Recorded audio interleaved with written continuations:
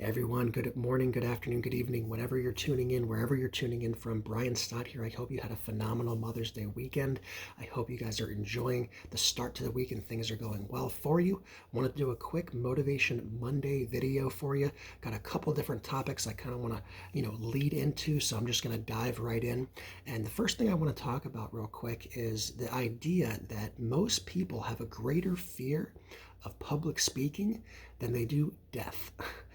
And it seems crazy because, logically it's like, all right, we should probably want to do the things that are going to get us further away from dying versus just maybe being a little bit nervous or embarrassed. But for most of us, in life, we kind of think of speaking and, if we're talking to our best friend, if we're talking about something we're passionate about, we can just go on and on and on. I mean, at least I can. I don't know about you, but when we talk about public speaking, it's this idea of public criticism, public rejection, or failure. And, for me personally, I'm only really nervous when it comes to like public speaking when I don't know what's coming next, when I don't have in my mind the best positive outcome, when I'm not prepared, when I don't have that next phrase that I'm supposed to say, or I haven't quite nailed that joke that I wanted to, say, on stage or whatever it may be. And, if you mess that up and people aren't laughing, it's a little rough. But getting into this, so when we have a fear of failure or rejection in real life, right, real life situations, it's probably because we haven't framed our minds in what the best outcome is or what's going to happen next. We're kind of charting into the unknown, right? We're not really sure what we're going to get out of this. And what that really leads to is, we're unprepared. We don't know what's coming next. So we either expect that we're going to fail, or we're going to quit, or we're going to get criticism, right? We're going to say, oh, well, I'm just going to do poorly on this. It's just going to end badly. And then it does. Because we lack that confidence, we're not going to perform. Now, when we expect to fail, it's probably because, a lot of us, myself included, we've failed and quit the majority of our goals in our life. And we set ourselves up to fail until now. So think about it this way, it's not super dramatic, right? It all starts with just, failing to wake up to the alarm clock, right? We said we were going to get up at 8, we got up at 8:30, right? We failed that goal. It could be, we said we were going to go to the gym, we weren't going to skip, and we skipped. We said we were going to skip dessert, but we didn't skip dessert. Maybe we had seconds. Maybe just letting the laundry go to the next day, right? There's obviously, a little bit of discrepancy here and there, but these are things that are going to cause us to decrease our self-confidence because we don't believe the own words that we're saying.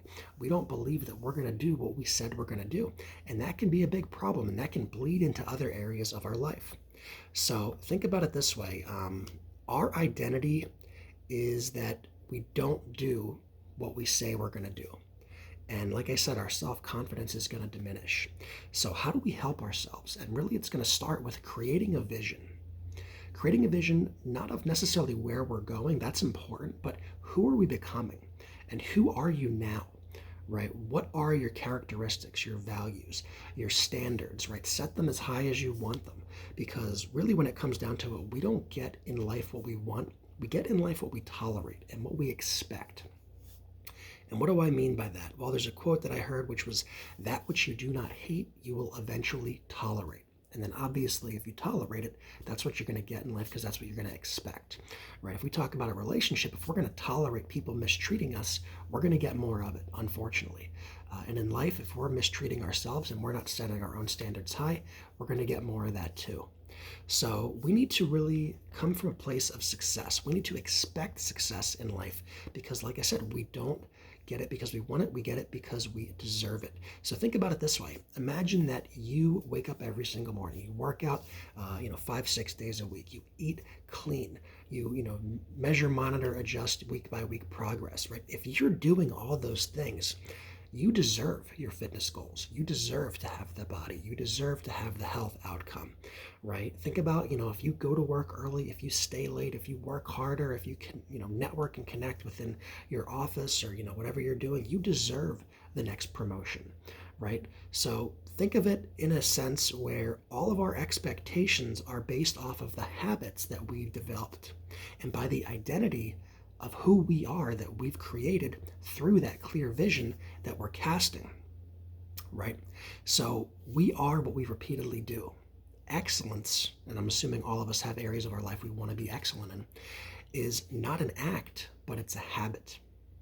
And the best way to become successful is to come from success. So, what does the person who is happy in their marriage do? What does a dedicated parent do? What does someone who earns $300,000 a year or more do every single day? And if these are the goals that you have in your life, these are the things you want out of life, are you doing those same things? Right? So find out what they do and do it, because chances are they're doing what got them there. Now, the best way to become successful, like I said, is to come from success. You don't want to fake it till you make it. All right. You want to act as if. So what does that mean? You're embodying those same habits and routines that those successful people in those areas of their life are doing, and you're really ingraining them in your own life, in your own routine. You're thinking the same thoughts, you're reading the same books, you're listening to the same audios, right? You're building the same habits, maybe even eating some of the same foods, right? If you're looking for a health goal, doing the same kind of workouts if you're looking to have a similar, build in, your athletic ability or your muscular build, whatever it may be. So what I want to, kind of get at is that, most people think that this magic event happens and then you become it, right? They think like success just kind of is something that just boom, overnight, hit that overnight success, so to say. And the secret is you will have already made it in your mind mentally before it's ever going to happen in real life, right? So from this, we act in spite of the fear of rejection. We do what we need to do even when it feels uncomfortable, right? We don't really worry about the criticism because we have tunnel vision, right? Tunnel vision. And we are following our values and our North Star that knows exactly what we are growing towards and what we want to become. So it doesn't really matter who tries to distract you or get you off course, because you really don't even notice at this point, right? When you're following a North Star, when you have your values aligned, when you know who you are as a person, you don't really notice. You just keep moving forward towards that vision of who you are. And that's what's going to get you the results and outcomes in life that you want. Now, it's not your job to turn around and get other people to see your vision. It's not the point, right? Obviously, we want to bring people along with our success, but a lot of people, unfortunately, are just going to distract us off course, or, with all good intentions, probably drag us down a little bit. So understand this, right? Other people might not share your vision, and that's okay, because God didn't give them your vision. He gave it to you, for you to lead yourself. And then if other people start to follow you, that's amazing. That's even more reason why you better keep moving forward, and you better not turn around, because now your vision is bigger than you. There are people counting on you to reach your goals and dreams so that they can reach theirs. All right, everyone, I hope you enjoyed this message. Thanks so much. Definitely feel free to like, share. Take care. Have an amazing week. Feel free to reach out if there's anything I can help out with. Talk soon.